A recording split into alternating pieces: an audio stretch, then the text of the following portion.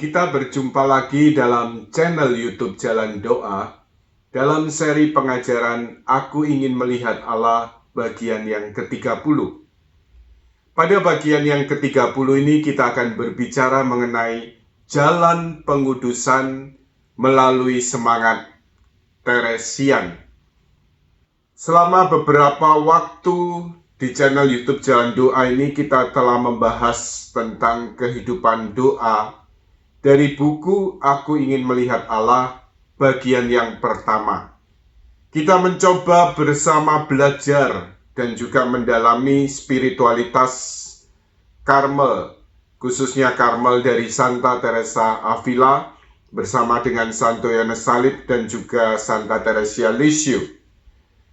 Mungkin satu pertanyaan yang bisa muncul dalam pikiran kita atau dalam perenungan kita mengenai segala pengajaran-pengajaran yang ada berkaitan dengan Karmel Santa Teresa Avila ini, atau kemudian lebih dikenal dengan Karmel Teresian, ya.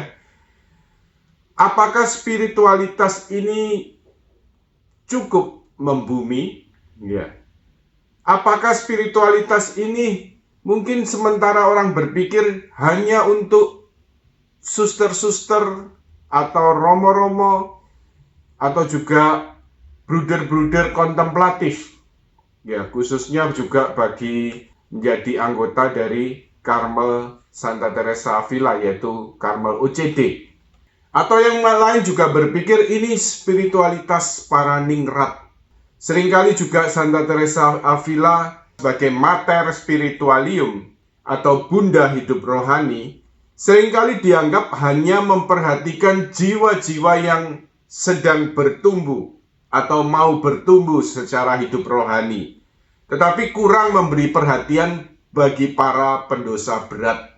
Menanggapi segala anggapan-anggapan seperti ini, maka kita perlu lihat justru dalam kematangan rohaninya ketika Santa Teresa Avila juga dibawa secara dalam untuk bersatu dengan Allah dalam pernikahan rohani, justru kemudian ada suatu gairah atau belas kasihan yang begitu besar, gairah untuk keselamatan jiwa-jiwa, yaitu untuk keselamatan juga jiwa-jiwa yang jatuh dalam dosa berat, sebagai gambaran jiwa-jiwa yang ada di luar puri batin. Jadi dalam hal ini memang antara kehidupan doa sampai pada kedalamannya tidak mungkin juga dilepaskan dari karya penyelamatan, karena Tuhan Yesus sendiri ketika membawa dan menarik jiwa untuk semakin dalam mengenal, mengasihi, dan bersatu dengan Dia, justru Yesus juga mau memakai jiwa ini untuk ikut serta dalam karya penyelamatannya. Lalu juga sementara orang-orang juga ada yang berpikir pengajaran-pengajaran Santa Teresa Avila tentang doa mungkin juga dianggap suatu pengajaran atau spiritualitas yang berat, yang kurang membumi, ya mungkin hanya untuk kalangan kontemplatif saja, ya. Tetapi kalau kita mau renungkan, sebenarnya segala karya baik Santo Yohanes Salib, Santa Teresa Avila, Santa Teresia Lisieux, bahkan kemudian ketika gereja mengangkat mereka ini menjadi pujangga gereja atau doktor gereja, maka sebenarnya pengajaran-pengajaran ini sungguh-sungguh menjadi kekayaan rohani gereja, dan ini juga diperuntukkan untuk seluruh gereja. Jadi bagi jiwa-jiwa yang lapar dan haus akan Allah, yang sungguh-sungguh rindu untuk menimba air hidup dari Allah sendiri, minum dari sumber air hidup, maka disinilah sebenarnya semangat Teresian ini dapat memuaskan kehausan dan kelaparan akan air hidup ini. Jadi kemudian, ya ini satu pengalaman beberapa waktu lalu, memang dalam kelas spiritualitas yang ada di salah satu kelompok kategorial dalam pembaruan karismatik Katolik ini memang sudah berjalan kurang lebih 13 tahun, ya, sejak 2010 sampai 2023 ini. ya memang selalu bergantian. Yang satu kemudian memang satu kelas lebih menonjolkan segi pelayanan dan prakteknya, tetapi dengan pendasaran juga tentang hidup rohani. Tetapi kemudian untuk melengkapi kelas yang pertama ini kemudian selalu berselang-seling ya. Jadi kelas yang kedua ini lebih juga untuk pembentukan karakter para pelayan. Dan memang sumber yang dipakai juga beberapa hal yang kemudian berkaitan dengan spiritualitas Karmel ya, untuk pendalaman kehidupan doa. Jadi baru-baru ini juga ya di penghujung kelas ini kemudian mengajarkan, kalau kelas-kelas sebelumnya memang secara offline tidak terasa ya, karena bisa kemudian juga ada tanya jawab langsung, lalu kemudian memang dalam waktu-waktu itu ketika berbicara tentang tahap doa Santa Teresa Avila berdasarkan buku riwayat hidupnya, yaitu ada 4 tahap.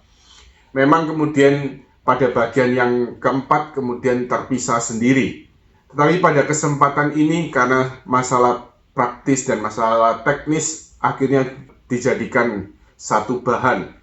Kemudian ya pada waktu itu saya yang bertugas untuk mengajar. Tapi pada saat kemudian evaluasi, memang kemudian dinyatakan apakah tidak terlalu berat untuk mereka yang mengikuti kelas di Zoom meeting ini. Tetapi kemudian ada komentar lain, ya mungkin kesannya berat, tapi ini sungguh-sungguh suatu yang indah. Apalagi para murid ini sudah bertahun-tahun juga mereka ya diajar dan juga diajak untuk mempraktekkan doa Lectio Divina sebagai metode doa yang harus dilakukan setiap hari dalam kelas-kelas sebelumnya.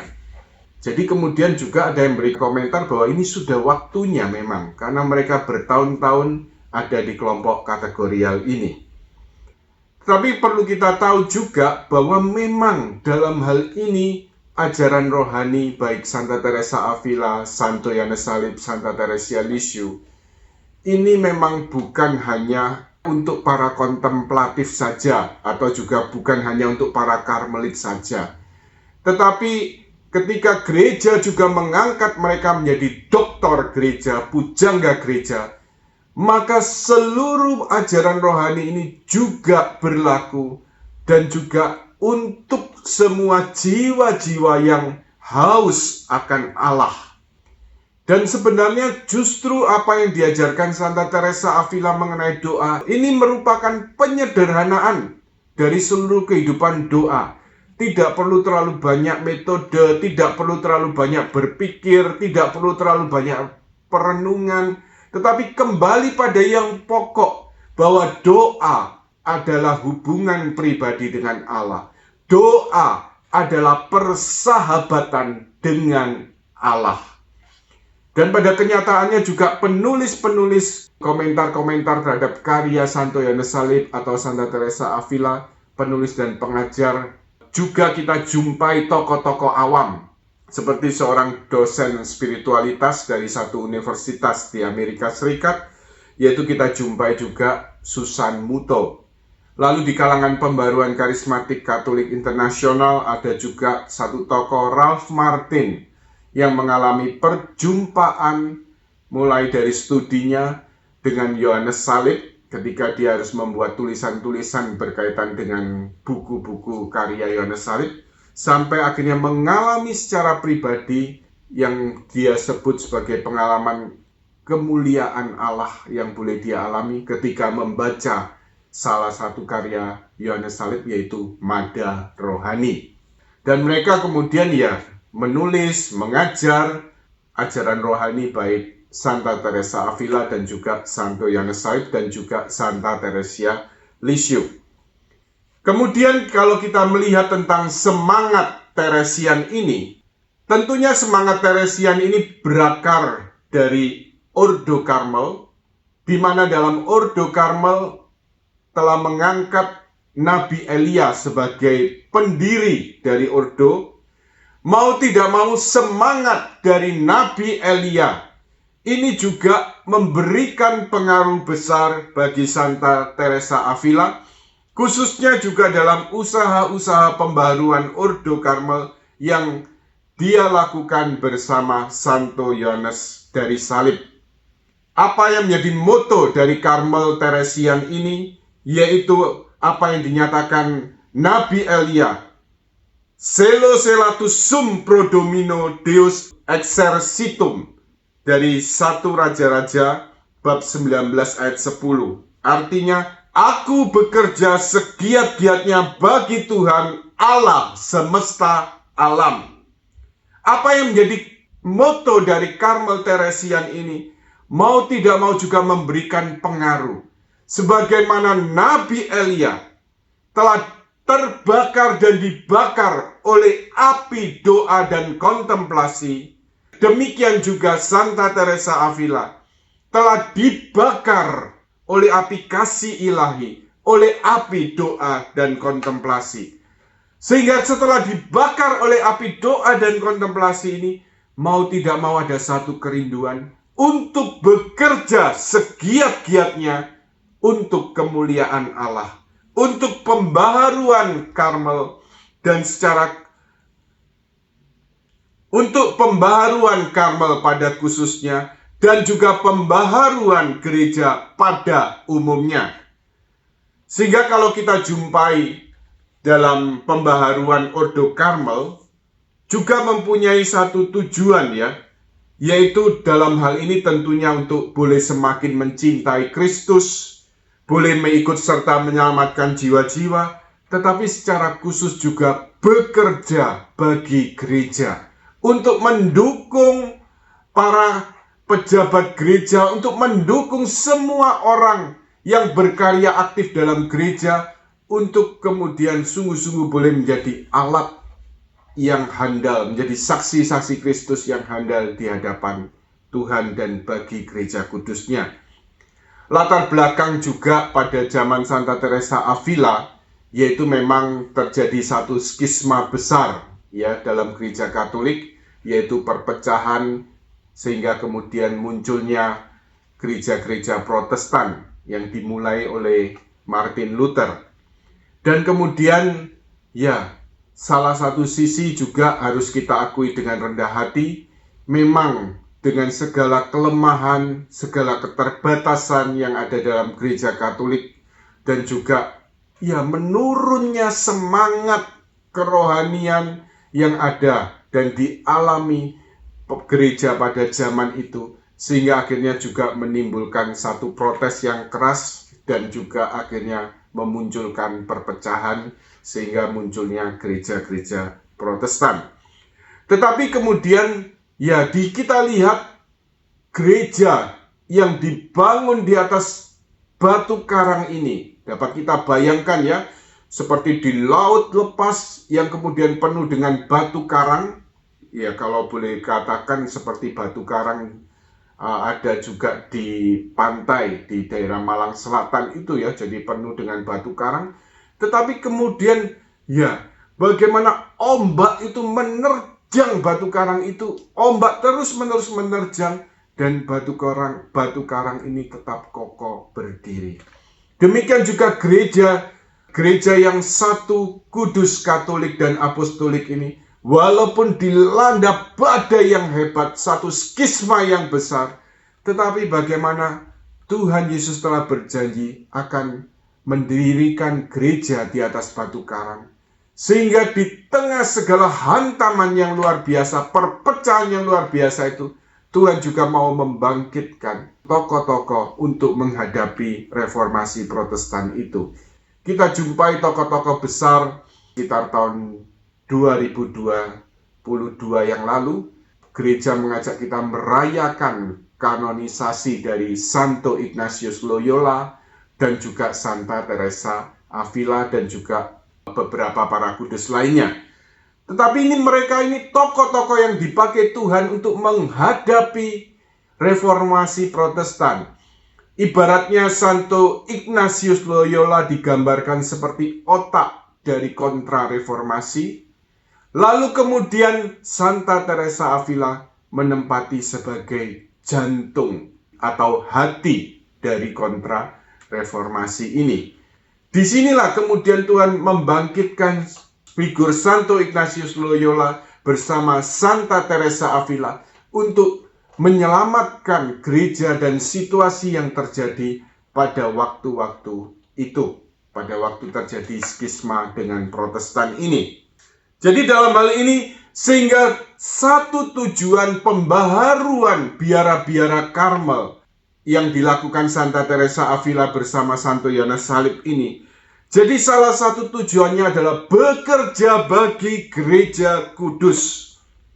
Dikatakan Santa Teresa Avila dalam bukunya Jalan Kesempurnaan bab 3 artikel ke-12, jika doa-doa, kerinduan, disiplin, dan puasa tidak dijalankan untuk intensi yang sudah saya sebutkan, yaitu maksudnya untuk gereja, refleksikan dan percayalah bahwa engkau tidak menjalankan tugas atau memenuhi tujuan di mana Tuhan membawa engkau kemari. Ya, jadi karya Jalan Kesempurnaan ini ditulis Santa Teresa Avila memang untuk para susternya. Ya, jadi suster-suster dari pembaharuan Karmel ini, ya. Kemudian kita lanjutkan berkaitan dengan semangat Teresian. Jadi memang ada satu poin penting, dan ini kemudian sampai pada akhir hidupnya Santa Teresa Avila juga mengungkapkan kata-kata terakhirnya, salah satunya yaitu aku ini putri gereja. Jadi kecintaannya kepada Kristus kemudian dinyatakan secara konkret, yaitu dengan kecintaan pada gereja yang menjadi mempelai Kristus sendiri. Sekarang kita lihat poin yang kedua, doa dan kurban, ya, dari semangat Teresian ini. Jadi dalam hal ini, kehidupan doa atau kehidupan rohani ini bukan hanya soal sukacita, kesenangan atau penghiburan rohani yang dialami dalam hubungan dengan Tuhan, dalam persahabatan dengan Tuhan. Tetapi juga dijumpai satu realitas bahwa kehidupan doa, persahabatan dengan Allah ini juga menuntut suatu perjuangan rohani. Perjuangan rohani menghadapi apa? Dunia, daging, dan setan. Nah, perjuangan rohani yang kemudian terus-menerus harus dihadapi dengan bantuan rahmat Tuhan, dengan pertolongan Roh Kudus sendiri. Perjuangan rohani ini dilakukan demi cinta kasih kepada Kristus dan keselamatan jiwa-jiwa. Jadi dalam hal ini kalau kita berbicara sebenarnya tentang karisma Karmel atau karya Karmel dalam gereja, spesialisasi Karmel ini sebenarnya apa? Yaitu mempersembahkan doa dan kurban. Doa dan kurban ini merupakan pekerjaan utama Karmel dalam gereja. Mendoakan gereja dan semua yang berjuang bagi gereja merupakan bagian dari tugas ini. Jadi doa-doa yang dipanjatkan akan memberikan bagi mereka kualitas yang diperlukan untuk perjuangan dan perlindungan dari bahaya-bahaya dari dunia. Jadi satu gambaran seperti dalam Perjanjian Lama, ketika Yosua berperang, kemudian Musa mendukung dari atas gunung. Jadi ketika Musa mengangkat tangan, Yosua yang berperang kemudian meraih kemenangan. Tetapi kemudian ya karena Musa ini juga merasa capek lalu tangannya turun. Ya ini gambaran bahwa mengangkat tangan ini sedang berdoa pada Tuhan. Ketika Musa kecapean dan tangannya turun, akhirnya kemudian apa?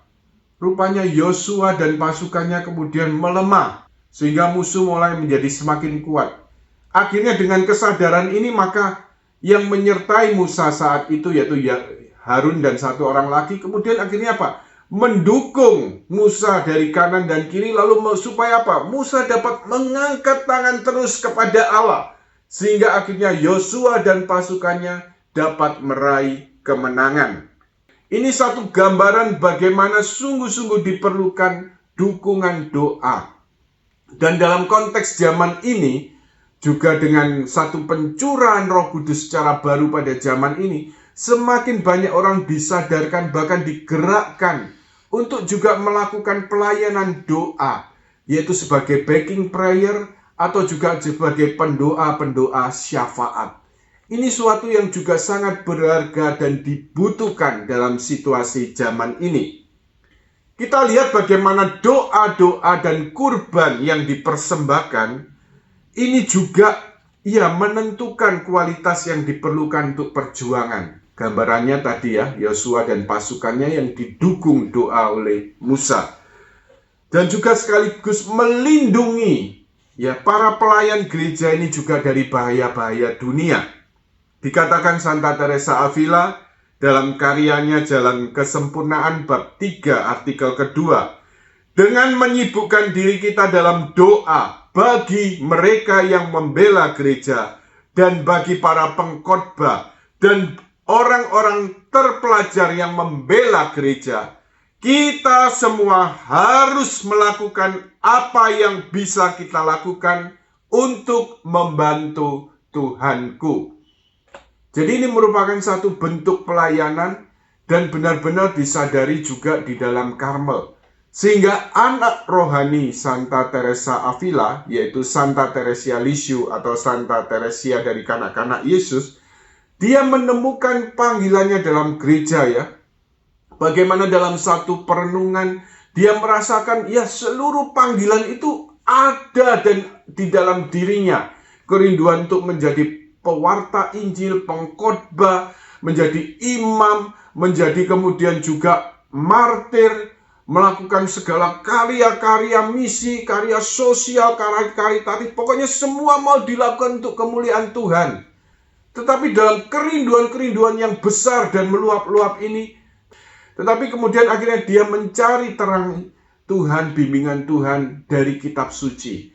Akhirnya dia menemukan bahwa seperti yang dinyatakan Santo Paulus ada rupa-rupa pelayanan, ada rupa-rupa panggilan, tetapi satu tubuh.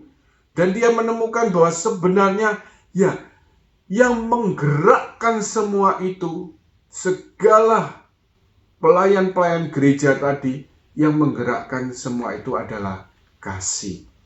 Dalam pengertian dan dalam terang yang besar, dalam suatu luapan kasih yang besar, Santa Teresia Lisieux mengungkapkan panggilanku adalah kasih. Dan dia menemukan tempat di mana Tuhan meletakkan dia dalam gereja, yaitu pada jantung gereja. Jantung yang kemudian harus memompakan darah, satu aliran kasih, aliran rahmat ke seluruh tubuh. Inilah suatu panggilan yang ditemukan oleh Santa Teresia Lisieux, yaitu melalui doa-doa kurban, kemudian itu juga berguna seperti tadi jantung yang memompakan darah terus-menerus, mengalirkan darah terus-menerus ke seluruh tubuh. Ini satu contoh, yaitu panggilan doa dan kurban. Dan juga sebenarnya kalau kita mau renungkan dalam kehidupan kita sebagai awam, kita jumpai suatu realitas sebenarnya dalam hidup kita sehari-hari. Mau tidak mau, suka tidak suka, kita pasti harus selalu hidup dalam penyangkalan diri dan kurban. Penyangkalan diri dan kurban kecil sehari-hari, yaitu melalui penyangkalan diri ini kita belajar untuk mati terhadap diri sendiri, mati terhadap egoisme kita, yaitu dengan ketika kita menghayati kehidupan sehari-hari dalam hubungan dengan sesama, dalam hubungan dengan pekerjaan, dalam banyak hal, dalam segala aktivitas sehari-hari. Justru di sini Santa Teresia Lisieux, anak rohani dari Santa Teresa Avila, Santo Yohanes Salib, ini kemudian menunjukkan jalan yang kita kenal sebagai jalan kecil, jalan kanak-kanak rohani, untuk sungguh-sungguh mencintai Yesus. Dia katakan bahwa cinta itu harus dibuktikan. Maka dengan bagaimana cara membuktikan cinta, yaitu untuk terus-menerus berusaha menyangkal diri kecil-kecil, mempersembahkan kurban kecil-kecil sehari-hari demi menyenangkan Yesus, demi cinta kepada Yesus. Satu gambaran yang diberikan Santa Teresia Lisieux, tugasnya ini seperti anak kecil yang mengapit dalam pernikahan. Untuk menyambut kedatangan mempelai. Tugas anak kecil ini yang menjadi pengapit ini, yaitu apa? Menabur bunga mawar. Menabur bunga mawar untuk mempersiapkan kedatangan sang mempelai. Nah, bunga-bunga yang dipersembahkan oleh anak kecil yang menjadi pengapit ini adalah gambaran dari penyangkalan diri dan juga kurban kecil sehari-hari yang dilakukan untuk menyenangkan Yesus, untuk mencintai Yesus. Dan memang secara konkret, kemudian kita jumpai juga surat apostolik dari Bapak Paus Fransiskus, yaitu Gaudete et Exsultate, yang mengajak kita seluruh gereja, seluruh umat beriman, menghayati kekudusan dalam kehidupan sehari-hari, dalam pekerjaan sehari-hari, dalam hubungan dengan sesama sehari-hari. Yang dipanggil menjadi kudus bukan hanya kaum berjubah, ditekankan oleh Bapak Paus di sana, tetapi untuk setiap umat beriman yang percaya kepada Kristus, yang menerima sakramen pembaptisan. Kita semua dipanggil menjadi kudus, menjadi serupa dengan Kristus. Coba kita sadari, dari kita bangun tidur sampai kita kemudian malam tidur kembali. Kita mungkin menghadapi segala rutinitas kehidupan sehari-hari, masalah sehari-hari, bahkan tekanan-tekanan, kesulitan-kesulitan, apalagi dalam situasi resesi ini ya, kesulitan ekonomi, dan sebagainya. Lalu kemudian ya mau tidak mau, kita ya misalnya contoh ya, misalnya saya beri gambaran, kita semua pasti juga mengalami semua ya. Yaitu misalnya kita harus bangun pagi, lalu kemudian mempersiapkan anak-anak sekolah, mulai mempersiapkan urusan makan, urusan seragam, lalu menghantar anak sekolah, lalu kemudian juga mulai bekerja dan sebagainya. Tetapi kemudian satu pertanyaan, semua aktivitas tadi yang juga menuntut penyangkalan diri dan juga menuntut kurban, ini kita lakukan hanya dengan motivasi sebagai kewajiban, atau kita lakukan untuk anak-anak, untuk keluarga, atau mau kita angkat lebih dalam lagi, yaitu mau kita persembahkan untuk menyenangkan Yesus. Mungkin contoh, pagi sulit bangun pagi, tetapi harus bangun pagi. Tuhan, saya mau bangun pagi ini. Walaupun capek sekali Tuhan, karena kemarin habis kerja sampai malam. Saya mau bangun pagi ini demi kasih padamu, untuk menyenangkan Engkau. Juga untuk mempersiapkan anak-anak sekolah. Ya, hal kecil-kecil sehari-hari ini dapat kita lakukan. Perbuatan-perbuatan kecil-kecil, perbuatan baik kecil-kecil sehari-hari yang kita lakukan dalam pekerjaan sehari-hari, juga dalam hubungan sesama. Ini dapat menjadi satu persembahan, dapat kita kuduskan untuk kemuliaan Tuhan, untuk mencintai Tuhan, untuk juga wujud-wujud gereja, untuk kepentingan gereja, dan sebagainya. Flos Carmeli, Vitis florigera,